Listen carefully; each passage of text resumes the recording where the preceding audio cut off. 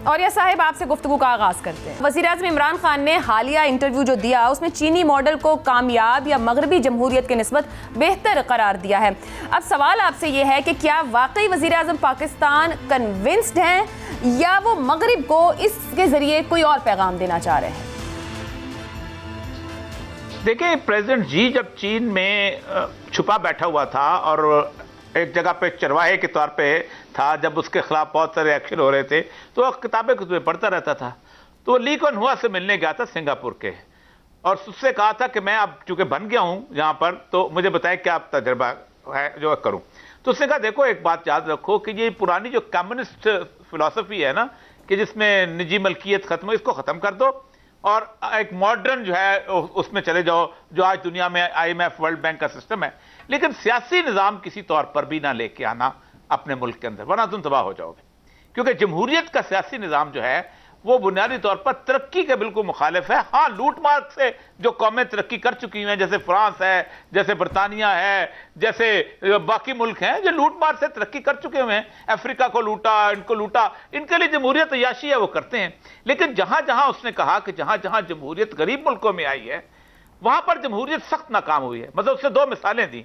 एक भारत जहां कभी भी जमहूरियत ड्रेल नहीं हुई, लेकिन वहां की 15% मुसलमान अकलियत अगले 2000 साल तक नहीं सोच सकती कि उनके साथ इंसाफ होगा या वो कभी भी पावर शेयरिंग में आएगी, हमेशा कत्लो गारत होती रहेगी। और वहां पर कहा जाता है कि टिरनी ऑफ मेजॉरिटी, अक्सरियत की आमरियत। दूसरी उसने इसराइल की मिसाल दी कि जहां पूरी दुनिया ने कमिटी ऑफ नेशन ने वहां बिठा के एक मुल्क वहां पर आबाद किया, वहां पर लोग हुए, वहां भी 16% मुसलमान रहते हैं। तब तसव्वुर नहीं किया जा सकता कि कभी दुनिया में वो लोग जो हैं किसी तौर पर उसमें पावर शेयरिंग का हिस्सा लेंगे। एक तो ये उसने मिसाल दी। दूसरी बात यह है कि इस इमरान खान साहब ने डेवलपमेंटल मॉडल की बात की है।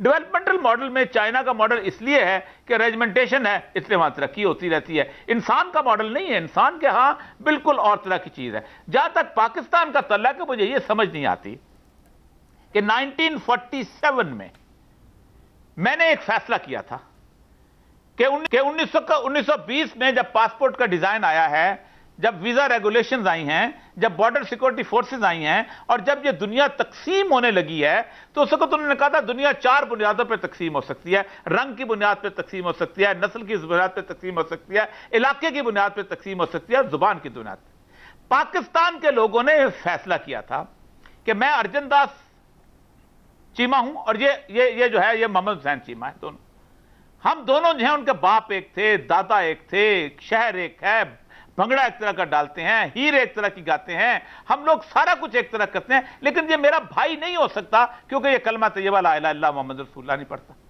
ये बाउंड्री तकसीम है बुनियादी तौर पे कलमा तैयबा की बुनियाद पे हुई थी। और उसके ऊपर पहले जो 2 साल हमने गुजारे, उनमें सबसे पहले तो करारदाद मकासद के ऊपर हम लड़ते रहे, क्योंकि हमें विरसे में 3 चीजें मिली थी: सेकुलर फौज, सेकुलर ब्यूरोक्रेसी और सेकुलर पॉलिटिकल एलीट। और उसके बाद 22 नुकात के ऊपर उलमा ने यह तय कर दिया था कि ये 22 नुकात हैं, इसके मुताबिक जैसा भी शरी निजाम आप नाफिज करते हैं नाफिज कर दें, हमारे लिए काबिल कबूल है। किसी जगह इख्तिलाफ की सूरत नहीं थी। उसके बाद हुआ ये कि हमने उसको चाक को जिस तरह निगलना शुरू किया, कभी इधर कभी किधर कभी। आप याद रखिए, पाकिस्तान का चाक 230 ममालिक के चाक के बिल्कुल मुख्तलिफ है। या तो इसको तोड़ के दोबारा चाक बनाना पड़ेगा और रंग नस्ल बुनियाद इलाके की बुनियाद पे बनाना पड़ेगा, वरना आपको इस तरह ही रहना चाहिए। एक कहा जाता है कि पाकिस्तान पंजाबी, सिंधी, बलोच, मैं एक फिर बोल दूं, पंजाबी, सिंधी, बलोच, पठान, बंगाली ने मिलकर बनाया है। गलत है। मैंने पंजाबी होने से इनकार किया था तो जो मुल्क बना था। मैंने बलोच होने से इनकार किया था मुल्क बनना, पंजाबी 2.5 करोड़ उधर बैठे हुए थे मेरे। मैंने बलोच होने से इनकार किया था जो मुल्क बना, वरना 40 लाख बलोच ईरान में बैठे हुए थे। मैंने पश्तून होने से इनकार किया था, वरना 3 करोड़ के करीब पश्तून जो थे वो अफगानिस्तान में बैठे। मैंने सिंधी होने से इनकार किया था, वरना पूरे का पूरा राजस्थान सिंधियों से भरा हुआ था। हमने अपनी कौमियतों का इनकार किया था तो ये मुल्क बना था। और ये साहब जैसे यहाँ पर वजाहत साहब भी बात कर रहे थे, मैं भी बार बार कह रही हूँ कि वजीर आजम साहब की जानिब से बहुत से मॉडल्स का जिक्र किया गया है। क्या कोई कंफ्यूजन है या जो मुयस्सर मॉडल्स हैं हमारा भी तो कोई ना कोई फेलियर हो सकता है, गवर्नेंस का फेलियर, कोई और मसला कि हम एक निजाम को समझ ही नहीं पा रहे। वजाहत साहब कह रहे हैं कि जमहूरियत की बुनियाद पर ही पाकिस्तान खड़ा हुआ, वही इसका वाहिद हल है।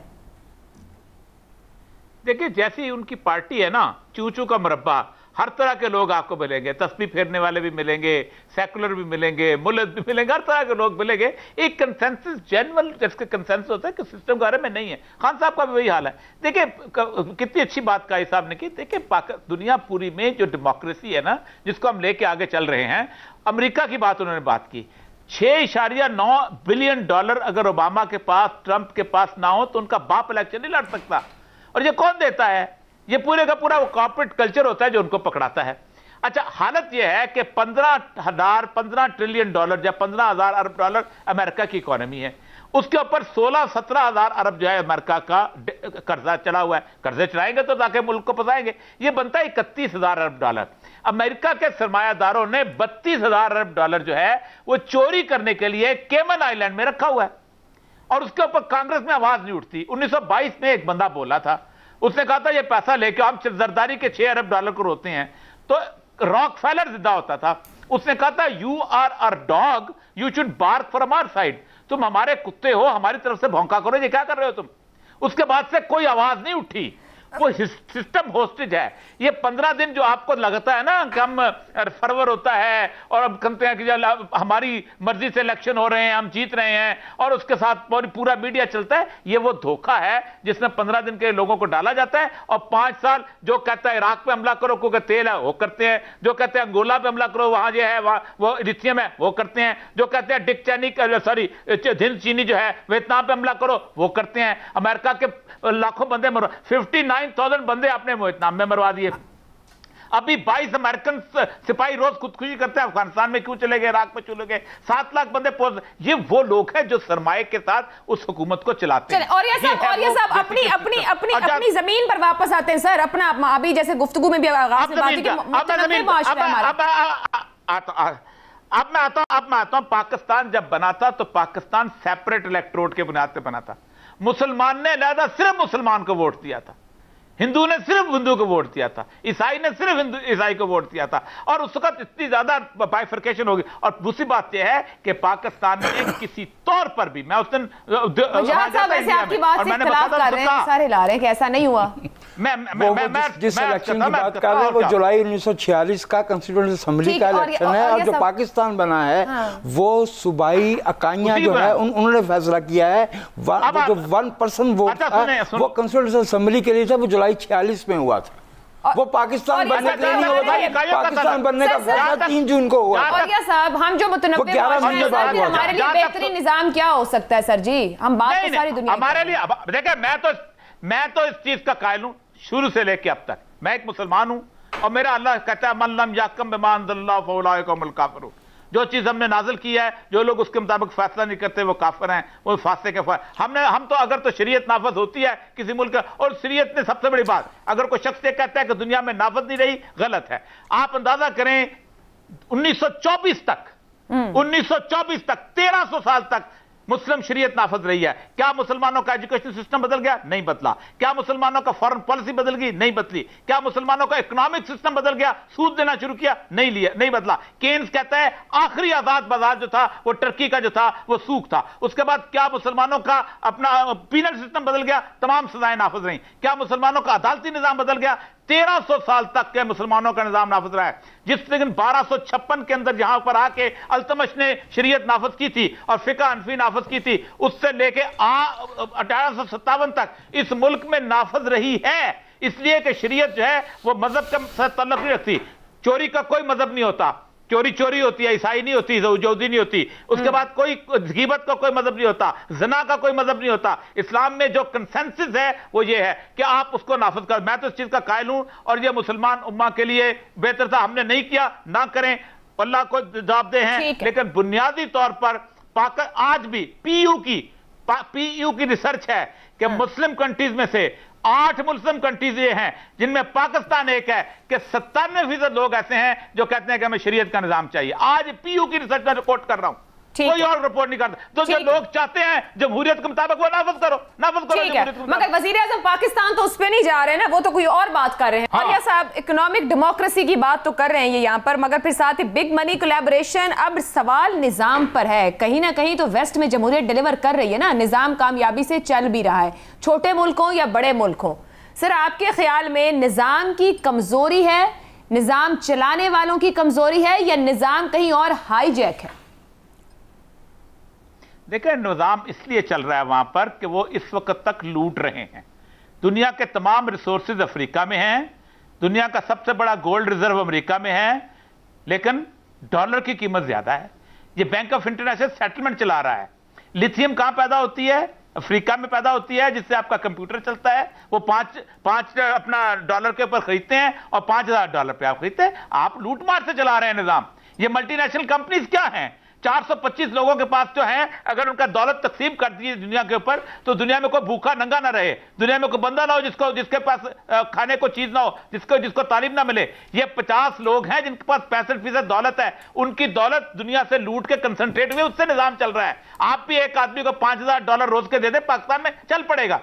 اس ملک میں حالت یہ ہے, چھوڑ دیں اکنامک کو. پاکستان کے اندر آپ ووٹ لے کے آ جائیں اور اس کے بعد آپ کراچی کو قتل گاہ بنا دیں. آپ عزت دار ہیں, آپ چائے والے کو قتل کریں, آپ نسوار والے کو قتل کریں, آپ دھوتی والے کو قتل کریں, جس کو قتل کریں, آپ کے پیچھے جمہوریت کا ووٹ ہے, آپ عزت دار ہیں. آپ مجھے بتائیے آپ میں اور چھوٹو گینگ میں فرق کیا ہے؟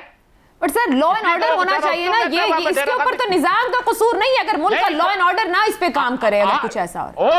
آپ کے 10 ووٹوں سے حکومت بنتی ہے, آپ کے 12 ووٹوں سے نواز شریف اقتدار میں آتا ہے, آپ کے 26 ووٹوں سے بے نظیر اقتدار میں آتی ہے. اتنا گندا نظام دنیا کا.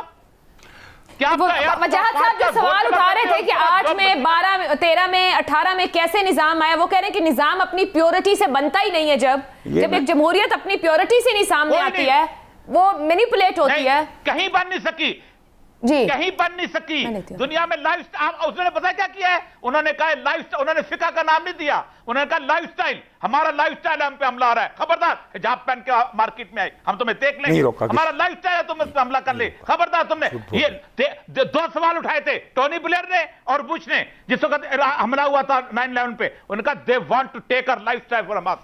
یہ ہم سے ہمارا طرز زندگی چھیننا چاہتے ہیں.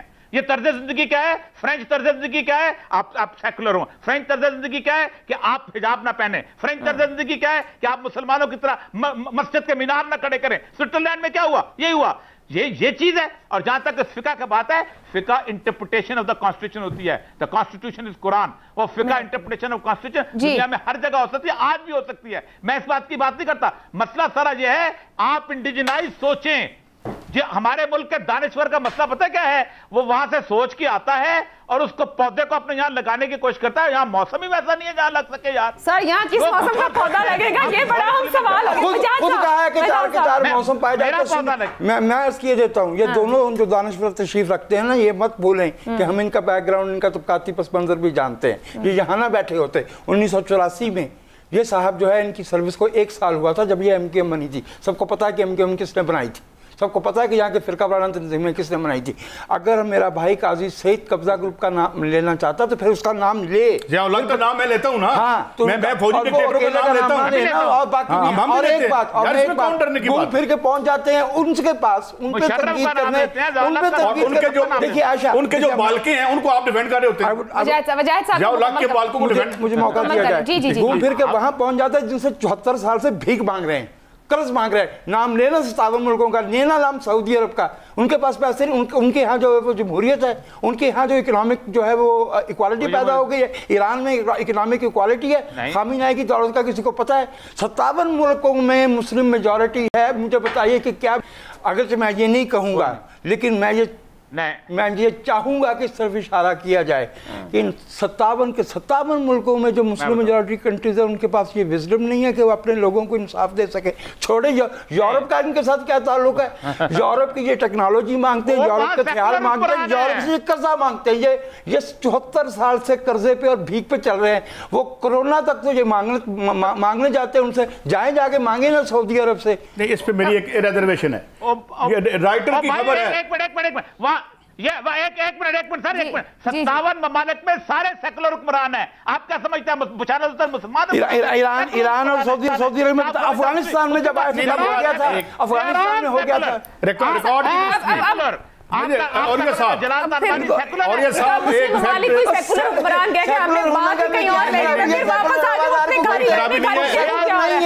وہ سیکولر نہیں ہے, وہ دین کے نام پہ, وہ سیکولر نہیں ہے, وہ دین کے نام پہ ایک فلائٹ کرتے ہیں. سیکولر ڈکٹیٹر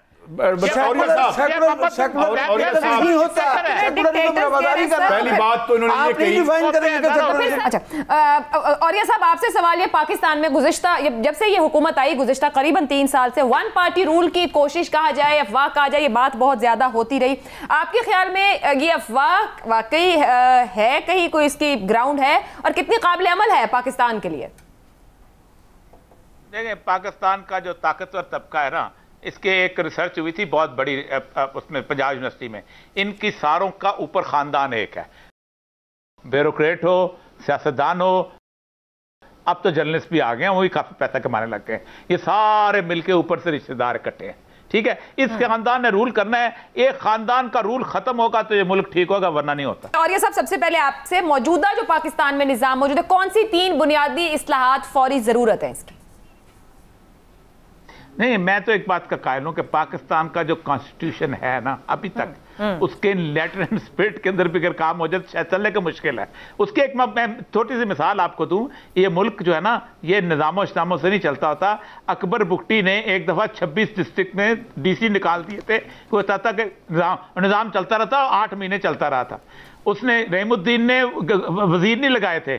پاکستان میں اسمبلی ختم ہو جائے, پاکستان میں ہائر افسر بند کر دیے جائیں, یہ ملک چلتا رہے گا. یہ جو ہم نے اوپر سٹرکچر بنائے ہوئے نا شاندار ڈسکشن کرنے, آپ کیا سمجھتے ہیں یہ روز اسمبلی کی کاروائی یہ ملک چلا رہی ہے؟ یہ وزیر ملک چلا رہے ہیں, یہ ڈپٹی کمشنر سیکریٹری ملک چلا رہے ہیں.